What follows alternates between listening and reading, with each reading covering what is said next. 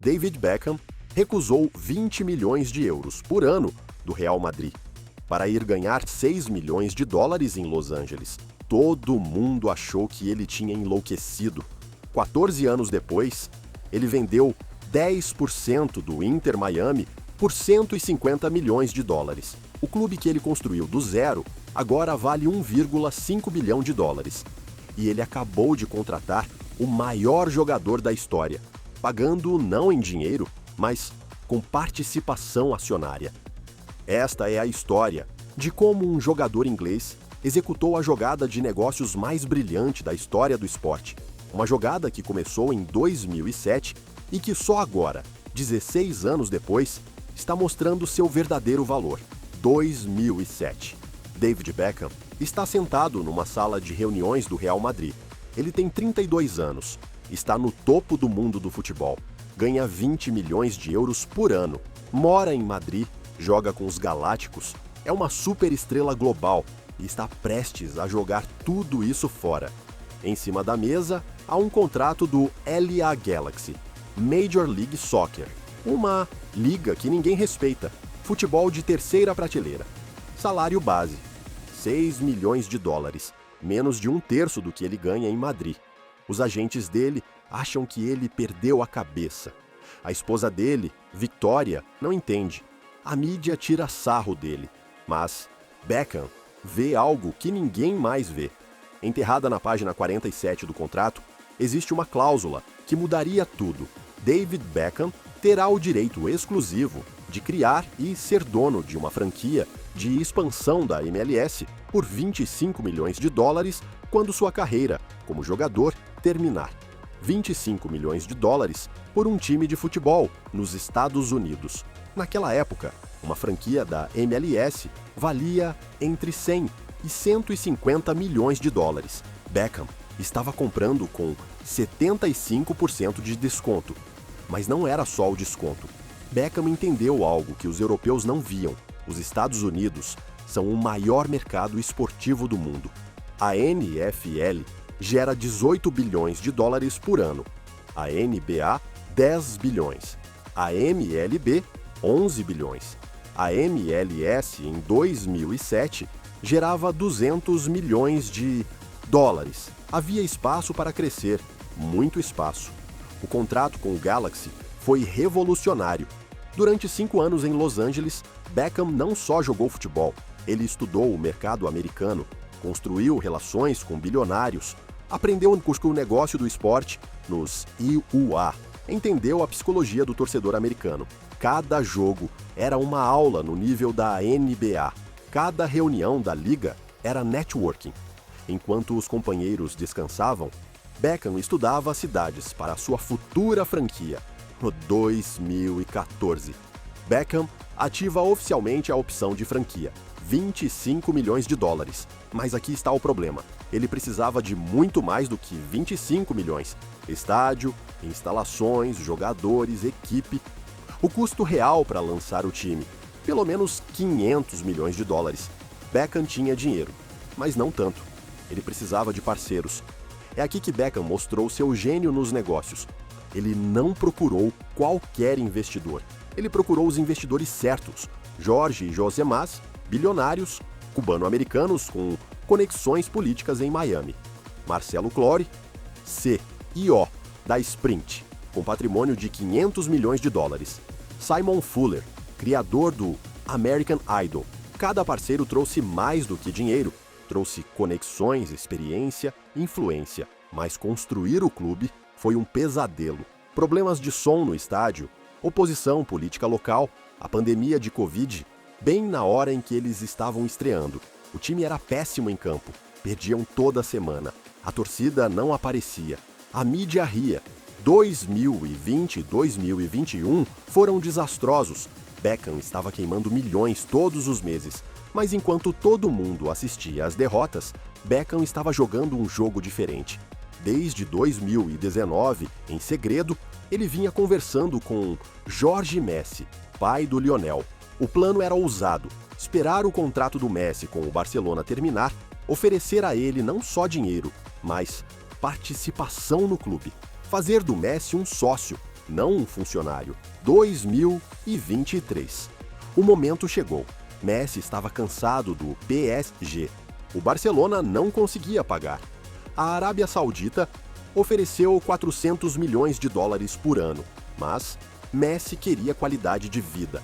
Beckham veio com uma oferta que ninguém mais conseguia igualar. Não era sobre o dinheiro, era sobre legado. O pacote do Messi foi revolucionário. Salário base, 50 milhões de dólares por ano. Mas essa era a parte menos importante. Uma porcentagem do compartilhamento de receitas da Apple TV pelas transmissões da MLS, estimada em mais 50 milhões. Um acordo com a Adidas, incluindo a própria linha de produtos dele. Outros 50 milhões. E o mais importante, uma opção de comprar uma participação no Inter Miami depois da aposentadoria, pelo preço de 2023. Se o clube valer 5 bilhões de dólares em 2030, Messi compra pela avaliação de 2023. O anúncio do Messi mudou tudo instantaneamente. As ações do Inter Miami não são negociadas publicamente, mas as estimativas de valuation saltaram de 600 milhões para 1,5 bilhão de dólares, da noite para o dia. Um aumento de 900 milhões de valor por causa de um jogador. Os 50 milhões que pagam ao Messi não são nada perto do valor criado. Os números pós-Messi são absurdos. Eles venderam mais camisas em 24 horas do que em toda a história anterior do clube. Os preços dos ingressos subiram 1000%, de uma média de 30 dólares para 300 dólares. Os season tickets esgotaram em minutos. Lista de espera, 150 mil pessoas. Novos patrocínios, 200 milhões de dólares em contratos assinados em 60 dias. Mas Beckham não parou no Messi. Ele trouxe o Busquets, o Jordi Alba. Está negociando com o Suárez. O Inter Miami não é um time de futebol. É um show de nostalgia do Barcelona. E os americanos pagam caro por nostalgia. Cada jogo é um evento. Celebridades, influencers, câmeras por todos os lados.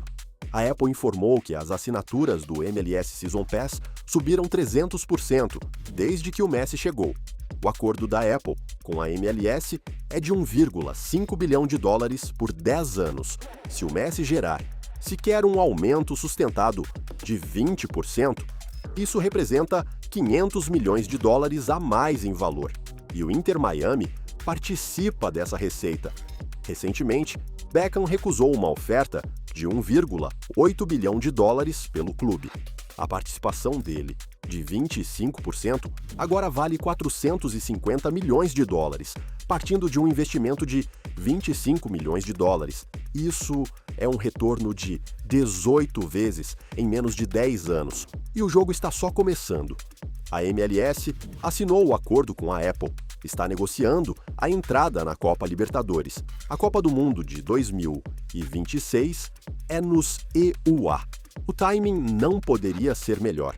A decisão do Beckham é mais profunda do que parece.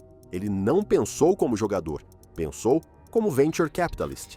Ele identificou um mercado subvalorizado, o futebol nos EUA, e esperou o ponto de entrada perfeito, uma cláusula de expansão com desconto. Construiu o produto certo. Miami como uma marca de lifestyle. Executou o marketing perfeito. Messi como um produto premium. E agora está colhendo os resultados. Vamos comparar. Cristiano Ronaldo foi para a Arábia Saudita por 200 milhões de dólares por ano. Ele é um funcionário. Quando se aposentar, acabou. Messi foi para Miami por potencialmente menos dinheiro direto, mas vai ser coproprietário. Quando se aposentar, é que começa.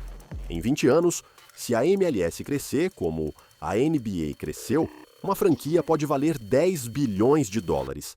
A participação do Messi pode valer mais do que tudo o que ele ganhou jogando.